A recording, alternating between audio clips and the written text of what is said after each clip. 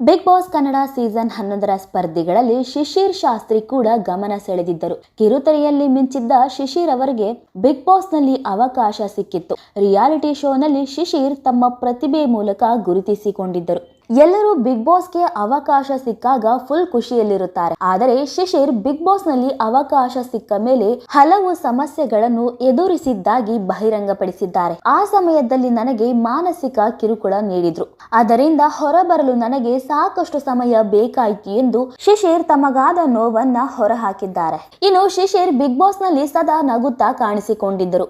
ಇದೇ ಸಮಯದಲ್ಲಿ ಅವರು 3 ವರ್ಷಗಳ ಕಾಲ ಯಾವ ಭಾಷೆಯಲ್ಲೂ ನಟಿಸಬಾರದು ಎಂದು ಹಾಕಲಾಗಿತ್ತು ಎಂದು ಶಿಶಿರ್ ಹೇಳಿಕೊಂಡಿದ್ದಾರೆ. ಬಿಗ್ ಬಾಸ್ ನಂತರ ನಾನು ಒಂದಷ್ಟು ಏಳು ಬೀಳುಗಳನ್ನ ನೋಡಬೇಕಾಯಿತು. ವೈಯಕ್ತಿಕ ಕಾರಣಗಳಿಂದಲೂ ಕೆಲ ಘಟನೆಗಳು ನಡೆದವು. ಅದನ್ನು ಹೇಳೋಕೆ ಇಷ್ಟವಿಲ್ಲ. ಆದರೆ ವೃತ್ತಿ ಜೀವನದಲ್ಲೂ ತುಂಬಾ ಸಮಸ್ಯೆಗಳನ್ನ ಎದುರಿಸಬೇಕಾಯಿತು ಅಂತ ಹೇಳಿದ್ದಾರೆ. ಹೌದು, ಬಿಗ್ ಬಾಸ್ಗೆ ಹೋಗುವ ಸಮಯದಲ್ಲಿ ನಾನು ತೆಲುಗು ಪ್ರಾಜೆಕ್ಟ್ ನಲ್ಲಿದ್ದೆ. ಅವರಿಗೆ ತೊಂದರೆ ಆಯ್ತು ಎಂಬ ಕಾರಣಕ್ಕೆ ಈ ರೀತಿ ಮಾಡಿದ್ರೋ ಏನೋ ಗೊತ್ತಿಲ್ಲ. ಆದರೆ ನಾನು ಅವರಿಗೆ ತೊಂದರೆ ಮಾಡಲಿಲ್ಲ.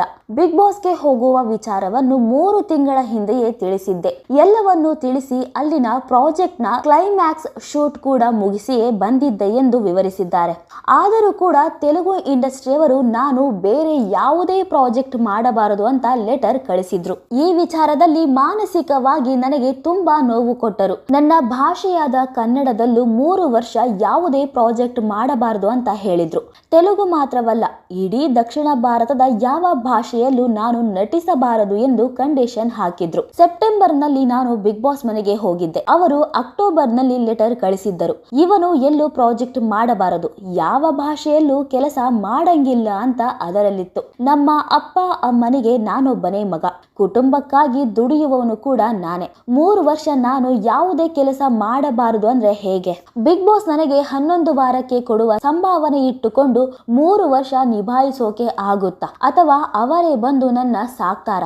ಬೇರೆ ಒಂದು ಭಾಷೆಯ ಇಂಡಸ್ಟ್ರಿಯವರು ನನ್ನ ಸ್ವಂತ ಭಾಷೆಯಲ್ಲೂ ಕೆಲಸ ಮಾಡಬಾರದು ಅಂತ ಮಾನಸಿಕವಾಗಿ ಒತ್ತಡ ಹಾಕಿದ್ರು. ಇದರಿಂದ ಹೊರಬರಲು ನಾನು 3 ತಿಂಗಳ ಕಾಲ ಒದ್ದಾಡಿದ್ದೀನಿ ಎಂದು ಶಿಶಿರ್ ಅವರು ಆ ದಿನಗಳನ್ನ ನೆನೆದು ಕಣ್ಣೀರು ಹಾಕಿದ್ದಾರೆ. ನೋಡಿದ್ರಲ್ಲ ಸ್ನೇಹಿತರೆ, ಈ ಬಗ್ಗೆ ನಿಮಗೇನು ಅನಿಸುತ್ತೆ ಅನ್ನೋದನ್ನ ನೀವು ಕೂಡ ಕಮೆಂಟ್ ಮೂಲಕ ತಿಳಿಸಬಹುದು.